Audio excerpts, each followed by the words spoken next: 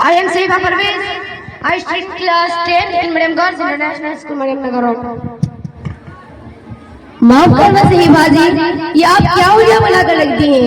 इससे आप क्या साबित करना चाहते हैं?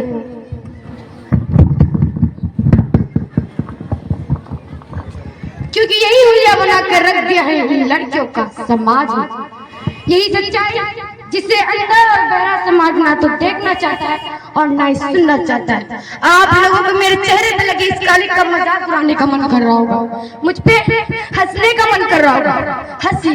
लेकिन हम लड़कियों की जिंदगी इसी काली की तरह अंधेरे में। चार द्वार से बाहर निकलो तो आवारा और बदतमीज लड़की की काली नजर, चार द्वारों के अंदर रिश्तेदारों के काले इरादे।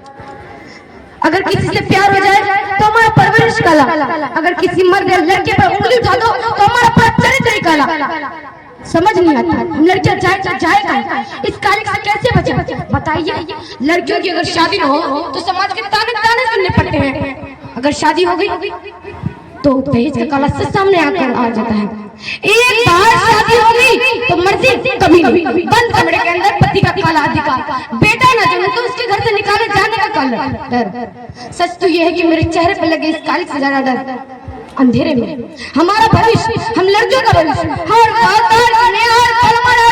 एक काला साया मंडराता रहता है। हम लड़कियां उस काली साई से डरती है, चिल्लाती है, चीखती है, उससे डरकर भागती रहती है। लेकिन हमारी चीखें कोई नहीं सुनता, कोई हमें इस काली साई से बचाने के लिए नहीं आता।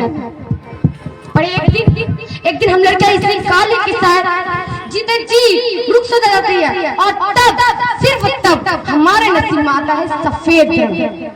इसकी लाश पे गिरते हुए कफन की रोटी। मुझे आप सब बताइए ना कि हम लड़कों को जीते जी पुजारी से दोस्ती करने का अधिकार नहीं है क्या? हमें उजाला तभी मिलेगा जब हम काम कर करके जवानी में जिद के जब हमारे बाल सफेद हो जाएंगे तब। अगर सच में हम हमारा देश, हमारा समाज महिला का उत्थान करना चाहता है तो सबसे पहले हमारे चेहरे के काले मर्द कहने वाले को दिल साफ करना होगा। जैसे आईना साफ करने से हमारे चेहरे साफ नहीं होते, बिल्कुल वैसे ही हमारे चेहरे साफ करने से मर्द कहने वालों का दिल साफ नहीं होता। क्योंकि अगर उनकी जो सोच बदल जाए तो हम लड़कियों की जिंदगी से काली हमेशा के लिए खत्म जाएगी, हट जाएगी और तब सिर्फ तब हमारे नसीब में आता है सफेद रंग। उसकी लाश पे गिरते हुए कफन की रोटी।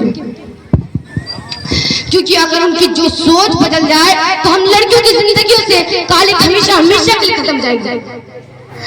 तब जाके एक नया समाज जन्म देगा जहाँ सिर्फ उजाला होगा, सिर्फ उजाला। शुक्रिया।